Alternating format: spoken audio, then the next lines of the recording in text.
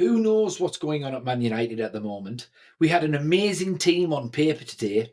Our full-strength defence was there, and we even had Ugarte starting his very first Premier League game. But we got ran through quicker than a...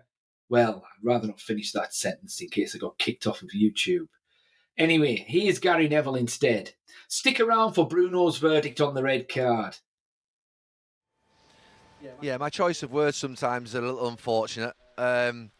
But if all the words I used during commentary are atrocious, awful, disgusting, it was all those things in the first half. Second half, I comment less on because of the fact they're down to 10 men and they're having a little bit of a go. But just, he's talked about two things there. He's talked about the pressing element of the game. He's talked about, obviously, the playing out from the back. The pressing element, I mean, they sort of dropped to what would be sort of now deemed as a mid-block position when it was Xerxes and sort of Fernandez. And I couldn't work out what the trigger was for the press for the first sort of 5-10 minutes of the match. Surely one of the centre-backs is on the ball, whether it's Van de Ven or Romero. They press off one of them getting the ball because they think they're the weakest. Or do they wait for it to go to a right-back or a left-back and then they press off a side? It was as if they were just allowing Tottenham to basically play at their own will without any trigger for a press at all. So I wasn't quite sure what the plan was in terms of the press. You then come on to playing out from the back, and Tottenham do press pretty well. They've got good energy up front, and Manchester United have proven time and time again, only here against Liverpool a few weeks ago, that they get caught all the time against a half-decent team when they try and play out sort of from the back. And then we move on to the players. So you say, are the players not buying into what Erik ten Hag is telling them to do, or do they not believe in it? One thing I can say is that their application towards doing it was abysmal.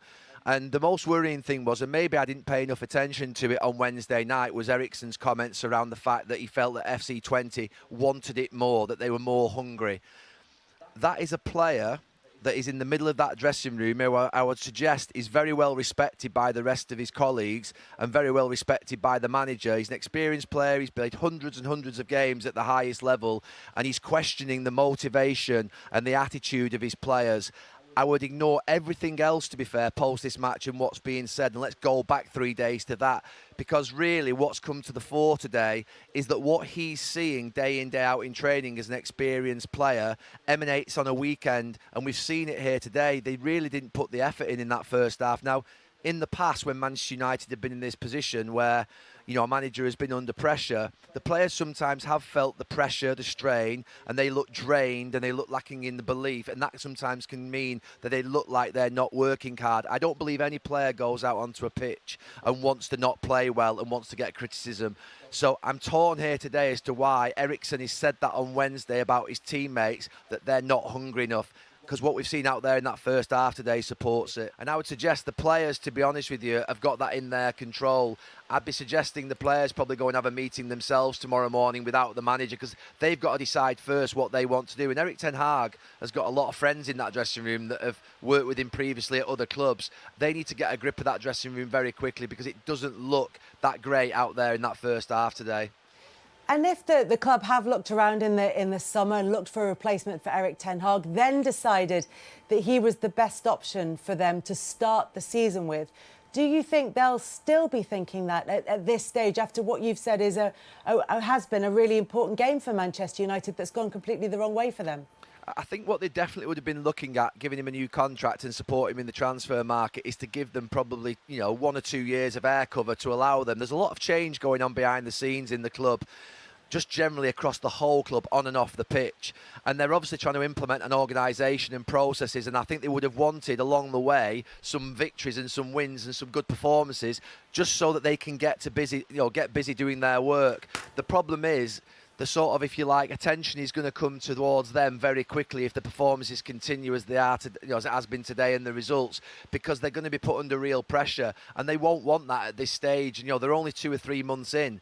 They've tried to obviously sort of give Erik ten Hag some time, and I did expect them to get better. I did expect them to progress in the first few months after the transfer window that they had. But today has shocked me, I have to say, about how low they've gone. It was a really bad one. I know that David Moyes had some bad ones in the early days, and so has Ollie along the way, and Louis van Gaal, Jose Mourinho and Ralph Rangnick, but that felt like one of those days today where they sank really low. Manchester United were terrible today, sloppy, half-assed and amateurish. There was no reason why we couldn't be competitive today. The team was pretty much at full strength, but for some reason we just looked as though something was missing. Before today, generally speaking, we seemed quite organised and solid at the back. The back four of Mazraoui, Martinez, De Ligt and Dalot has looked excellent, and even today Onana made some excellent saves. But our problem seems to be up front. We just don't seem capable of scoring goals, and it's really, really annoying. Bruno, Garnacho and Rashford, our main attacking talent, just do not suit Ten Hag's possession-based system. The wingers don't have enough close control and are not creative enough to unlock the defences. Bruno is all over the place, and if he doesn't have someone up front to pass to, then that stifles his creativity. I'd even say his close control isn't great either. And time again, Xerxes wasn't quick enough to get into the box. He's meant to be leading the line, but at times today, it felt as though we were playing with two number 10s in him and Bruno. He was that deep. The attacking talent are just not feeling this tippy-tappy Dutch style. Put Solskjaer in charge of this exact team, and he plays on the counter, and this team wins games. He's already proved it with a much weaker squad. Time will tell how long Ten Hag lasts, but it's not looking good at all. The red card didn't help. Here's a defiant Bruno Fernandes. Well, Bruno, you wanted to do this interview. You volunteered to step up and speak to the media. What can you say? No, just to say that obviously I left my teammates down with one man down. I do appreciate everything they did on the pitch. Obviously, was tougher for them. We didn't start the game well when it was 11-11. Then obviously the result is on their side, and we get the situation with the red card. And obviously I think they did very well. They tried. Obviously we conceded another 2 goals, but it was difficult to cover all the spaces. But I think it's many good things that we can take away from this. The resilience of the team was always there, and I'm really proud of the team. For you as captain, is that just the worst possible feeling, being sat in the changing room or wherever you were in the second half, not being able to help your teammates? Oh, well, obviously no one likes to be sent off, and it's not a good feeling seeing my teammates running a lot and trying a lot to get a result and trying to score, because that's what they try to do, to get the result on our side, and we end up conceding another 2 goals, but they did try everything. Tell us about the incident then, the red card from your perspective. It looked like you slipped going in, but how did you see it? No, part of slipping going in, I don't take him as everyone wants to see it. I don't go away with the studs. I take him with my ankle.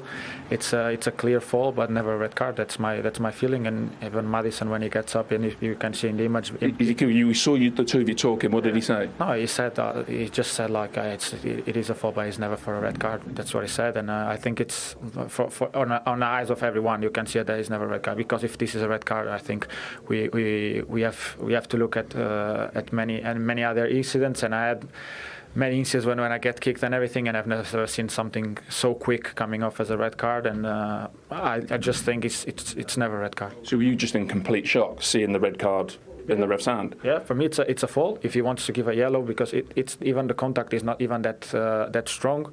If he wants to give me a counter because a yellow because it's a counter attack, I agree, and then I don't understand why VAR doesn't call the referee to the screen.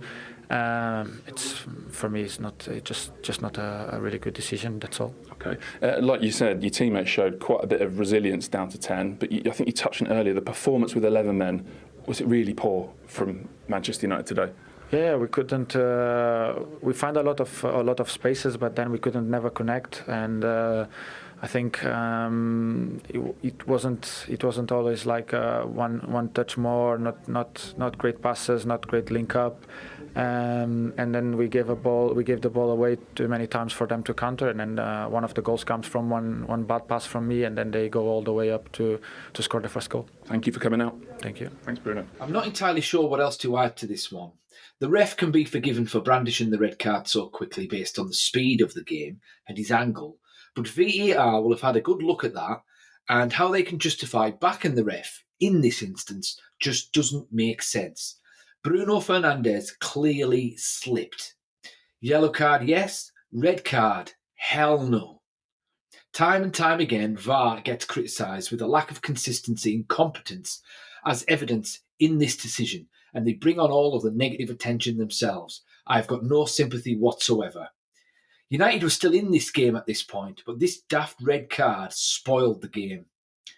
Something at Manchester United needs to change, and change quickly.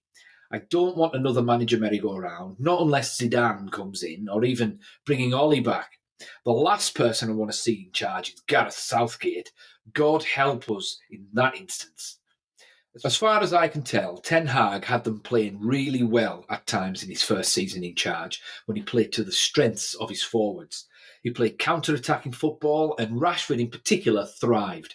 Things nosedived last season when he reverted back to his possession-based style.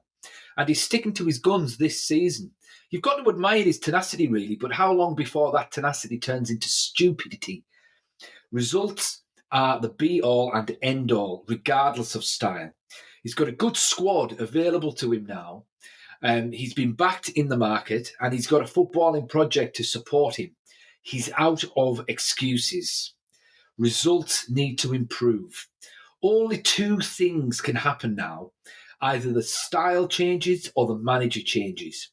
Pride comes before a fall, and I hope for Ten Hag's sake he swallows his before he plummets off the footballing cliff himself. Time will tell.